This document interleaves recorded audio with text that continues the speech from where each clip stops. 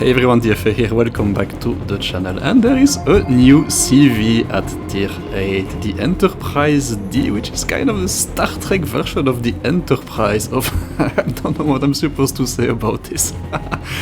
So at least the choice of ship to model after the Star Trek one wasn't too complicated in that case. So, and it's actually, yeah, when you look at it, yeah, it gets a different skin and it just gets a new skill. It's just a new skin that gives it a little bit more damage than the Enterprise. 5% for 20 seconds. How does Wargaming there do that? The Enterprise is already one of the most broken but also bugged CV at tier 8. How do they simply add an even more broken version? Well, it's a little bit more complicated than that, and maybe we should take a look at its stats to see if there's something in there. And there you go, that is the Enterprise-D next to the Enterprise, and you see that extra skill. Yeah, 3 times 5% damage, so you just need to activate it, and as soon as you activate it, it's active even if the planes are already in the air, even if they are 5 meters away from the target. Just press the button and your entire wave will deal 5% extra damage. Okay, interesting, why not? But for the rest, it's an Enterprise, so decent survivability, decent maneuverability, no guns, 30 dive bombers just like the Enterprise with a very short preparation time, and also a pretty poor hangar pool, so it's pretty easy to get deep lane with that thing. But what do I see there? Yeah, the accuracy, it's actually pretty different on this one. It's not as accurate as the regular Enterprise, gets a 65%, this one a little bit less than 60%. That's actually pretty interesting. So that's how they've balanced it actually, so they did not simply add something on top of it. They've removed the damage, but they've reduced the damage potential of that thing. So the DPM suffers a bit, 10% less, and you also get less fires per minute. For the torpedo bombers, there's absolutely no difference. They still suck, and the HP pool is also not great. And for the fighters, there is no difference as well. They are pretty average at the tier. Well, they're actually pretty decent, but yeah. And so there you go, you get the AA skill as well. And so there you go, it's a reskinned Enterprise in all its glory, but which actually, so it gets an extra 5% damage increase 3 times per game, but at the expense of actually quite a lot of accuracy and DPM, because keep in mind that when you're reducing the accuracy of the bombers, you're not only reducing the damage output, as you've seen, by 10% for the bombs, but you are also reducing the amount of fires that you create. And so yeah, there I just bombed the bot battleship because I did want the DD to feel quietly safe behind that island, but yeah, it's still an Enterprise. So you are very, very good at dealing with everything that's bigger than you, and you are a lot less good at dealing with destroyers, etc. So this is clearly not a Shokaku or Hornet. You will typically struggle against destroyers. But if you are in a typical tier 8 matchmaking, which has a lot of battleships, then you will be pretty decent indeed. And here, yeah, I'm pretty much going to leave B and A quiet, because yeah, my team is actually pretty good at B. But C is more of a problem, and we do have an isolated battleship there, and there is a Black Chapayev right in front, and it's getting shot at. So it's pretty much going to be a playbook for fire and floods there. So let's see what we can actually do with the Enterprise-D in that situation.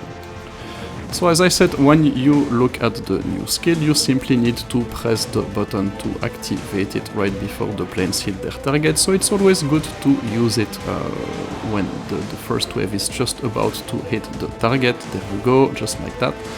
And you get a 5% damage boost, and in that case we do start a fire on the enemy battleship. But yeah, I'm just pulling back. I just want to see if it's going to activate its damage control kit, and it looks like it did, so we did a pretty good job there. Now it's time to go back with the torpedo bombers, and hopefully we can actually flood this one. So yeah, in the meantime, the Black Chapayev has set it on triple fire, so that's pretty good.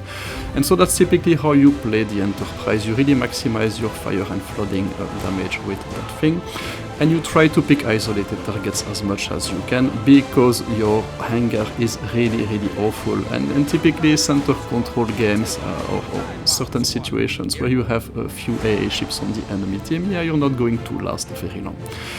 unfortunately, the accuracy, the loss of accuracy, it's pretty felt when you are dealing with destroyers as well, because this one it's a lot less capable than the regular Enterprise to dealing with destroyers.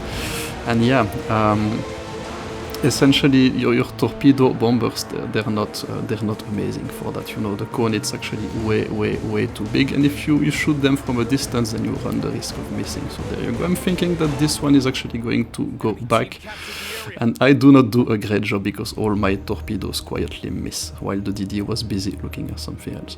So I did test the accuracy of that thing as well with Dig Best, and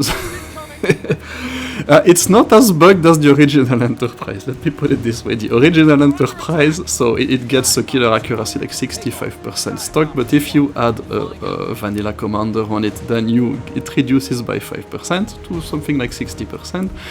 And if you put Dig Best on it, the commander which has a reduction in the dispersion of the bombs, then it even goes a bit lower. So I've asked Wargaming several times about this, never received an answer. So what about this one? Well, this one is actually not as bugged. So I did test the standard accuracy, which was around 59% without a commander, and with Dig Best it was more or less the same amount, so there you go. But it was more consistent, so practically the hits were a little bit more predictable. Yeah, there you go, that's as good as it can get against destroyers there, so that's not great actually, but yeah. So yeah, it's still bugged, but it's not as bugged, let me put it this way. So practically what that means is, yeah, putting Dig Best or any commander on it is not going to make any difference. And yeah, if you ask me, it's actually pretty good news, because the standard Enterprise, it's a pretty much broken ship, and this one, yeah. Let me say that it's a little bit less annoying to deal with for that reason. So it's time to rate it. As you've seen, the enemy team did a great job, and my team decided to take a day off, and we will end up dueling the enemy Enterprise-D, so you can actually see what that thing looks like in close combat. So, while we are punching ourselves to death, what do I think about the Enterprise-D? Well, I'm not a big fan of the Enterprise, to be honest. I'm really not a fan of CVs with two fighter squadrons in general. And I think this one lacks a bit of flexibility, because the regular Enterprise is actually pretty good against DDs, this one a little bit less. So yeah, honestly, yeah, I didn't feel it was as dominant as the regular Enterprise in-game. Beginner friendly, yeah, pretty decent as well. You just have to watch for your anger, and there's quite a few squadrons to control, especially the fighters, but overall, yeah, it's okay, and you can do relatively well with in most situations.